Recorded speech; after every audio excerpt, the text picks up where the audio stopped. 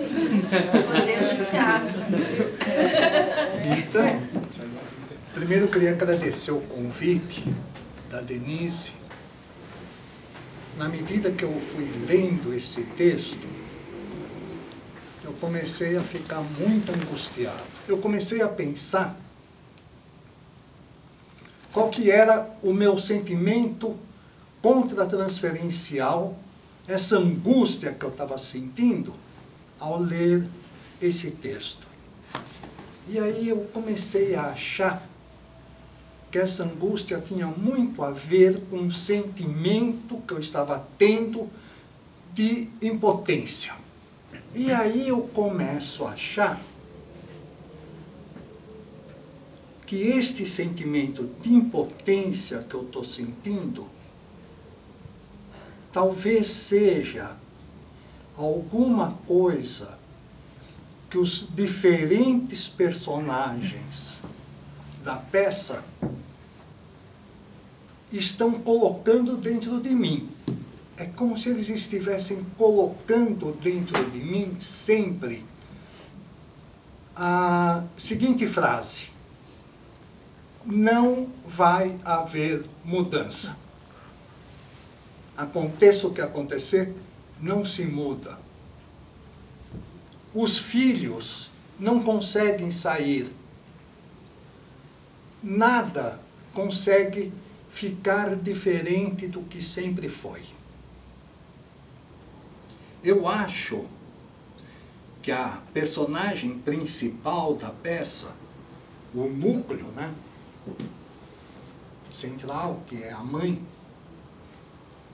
ela se utiliza desse mecanismo de identificação projetiva, que é um mecanismo muito básico, muito primitivo, como uma defesa o tempo todo da vivência do aniquilamento.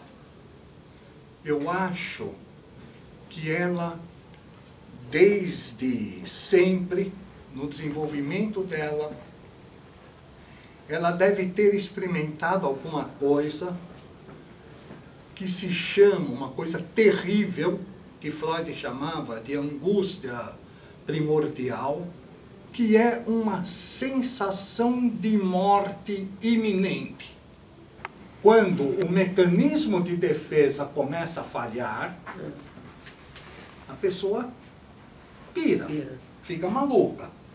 E ela entra em surtos psicóticos. Porque o mecanismo de defesa que permitia com que ela mantivesse uma certa integridade psíquica, esse mecanismo de defesa está desmoronando.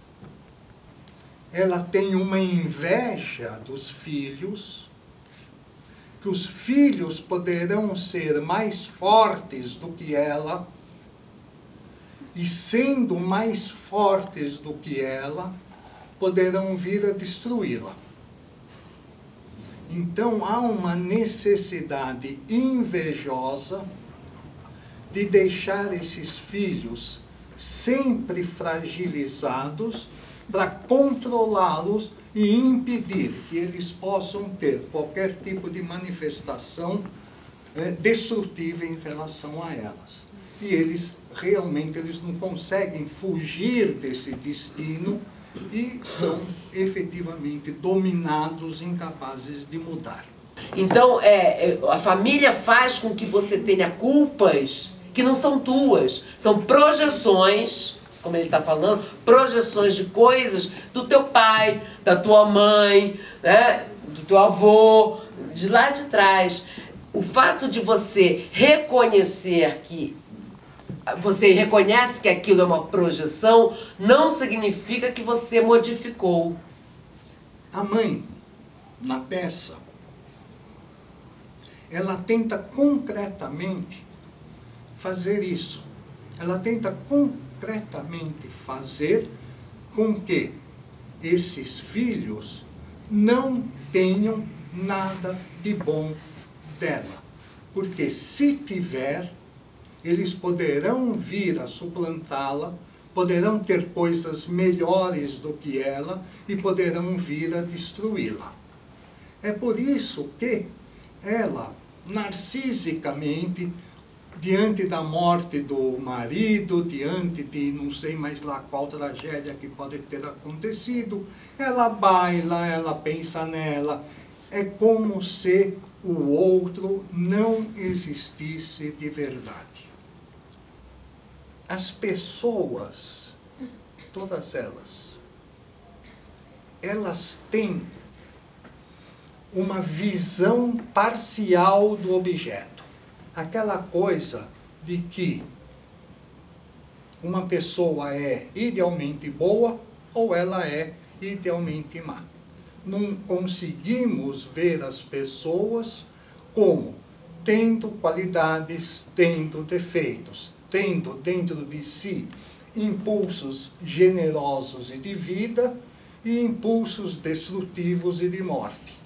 Ou as pessoas são boas ou as pessoas são más. E isso daqui é mostrado de uma forma muito clara em relação à mãe, em que todo mundo a considera uma megera, menos na hora em que ela tem um diálogo com o filho, já mais ou menos no final, em que o filho diz para ela que ela era desse jeito porque era impossível ser de outro. Ela não tinha possibilidades, diante do desenvolvimento, de ter sido alguma outra pessoa. E nesse instante, o filho consegue se aproximar de vê-la como um objeto total, bom e mal, tendo pena e também tendo raiva, vendo que ela era ruim, mas que ela também não podia ter sido diferente e não era por culpa dela. A Gerda também não suporta a situação triangular e edipiana, simbólica, que se estabelece entre o Axel, a mãe e ela, em que ela se sente a excluída. Né? Quer dizer, os dois fazem alguma coisa que a Gerda não sabe o que é. A cena primária, né? Que, o que meus pais estão fazendo lá que eu não sei o que é, né? Conflito edipiano. Então, eu acho que todo mundo está condenado a esta estagnação, porque quando chega num determinado ponto, não dá para ir adiante. O filho fala tudo isso para a mãe começa a ter sentimentos de culpa. Ela entra numa angústia depressiva que seria, psicanaliticamente, um fator de melhora extraordinário. Só que isso não tem continuidade, porque o filho não dá continuidade a isso. E quando a Gerda entra, a mãe já é a mesma de novo. Porque aquele filho, na hora que tem aquele diálogo com a mãe, que compreende a mãe, que começa a ver ele faz aquele papel de analista, mas só naquele momento. Logo depois ele se retira com os próprios problemas, com as próprias identificações, e não consegue ser o analista, porque ele está completamente envolvido dentro de toda a trama. Só que agora a mãe está com os mecanismos de defesa muito fragilizados. E aí ela não tem outra possibilidade e só resta se matar. Que nem também se resta matar os dois irmãos, né? Porque não há uma saída. A saída sempre é através da prevalência do impulso de vida. Todos os nossos mecanismos de defesa que nós nos utilizamos têm como finalidade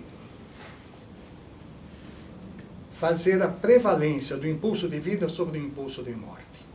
Se esses mecanismos de defesa falham, nós morremos, nós nos matamos.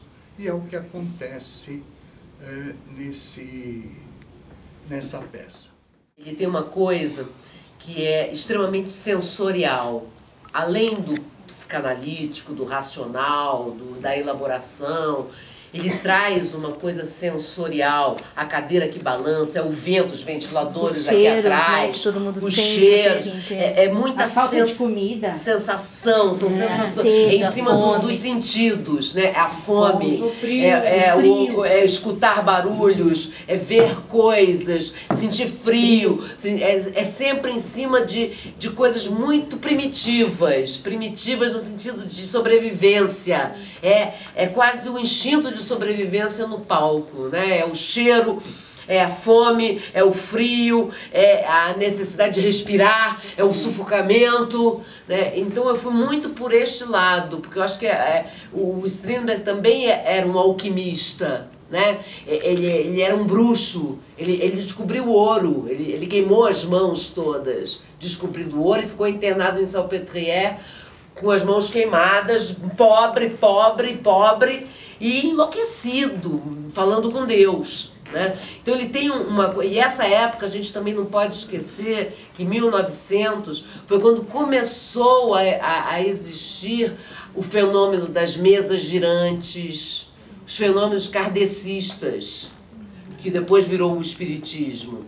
Fenômenos que aconteciam nos Estados Unidos, na Alemanha, começaram a acontecer coisas muito sensoriais. Tanto né? é que ele fala uma coisa do espírito. Dos espíritos, eu virei espírita, ele tem uma fala. Ele brinca com isso. Assim, eu virei espírita. E aí agora uma alma do outro mundo veio nos visitar. E era uma coisa que em 1900 até 1910 foi exatamente o início do espiritismo, né? Vamos botar, o espiritualismo começou, nem o espiritualismo começou. Então começaram fenômenos a acontecerem sem serem explicados cientificamente.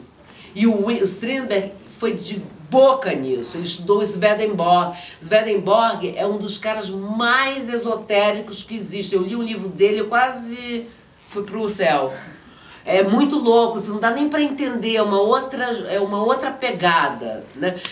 Saiu um pouco da coisa racional e foi para uma coisa muito mais sensorial, e o Strindberg pega muito isso. E essa peça eu acho que tem muito isso, né? Por isso que eu usei muita... A luz é fundamental do Wagner Pinto, que ele conta a história junto, né? A música do Eduardo Wagner é fundamental porque ele conta a história junto. Então eu peguei uma equipe sensorial também muito forte para contar essa história comigo, não só os atores. Tem ao redor deles muito forte para dar essa sensação. E o fato das pessoas estarem em cena, porque eu acho também que ele fala muito dessa coisa de escutar atrás da porta. Tá sempre todo mundo escutando atrás da porta. O filho fala, você não sabe que a sua mamãe tá sempre escutando atrás das portas? Tá todo mundo sempre... É a paranoia, né? E é uma coisa extremamente classe média, nós temos isso. A burguesia escuta atrás da porta. Ela não fala na cara, ela escuta atrás da porta para falar 10 anos depois. Porque você disse, eu ouvi atrás da porta que você falou. Então tem uma coisa de disfarçar, né? Eu acho que tem uma coisa, até que eu monto com os 4 atores do lado, de disfarçar, de ser sempre uma coisa assim, sabe? É fingir que não está escutando, sabe o que a gente faz? A gente finge que não está escutando, a gente passa, o filho está no telefone, a gente passa, né? Aí volta e está escutando. Isso é bem nosso, isso é bem classe média, né? Para ter controle, é isso que eu acho que ele falou, o controle, ter este controle sobre a família, que não dá em nada, né?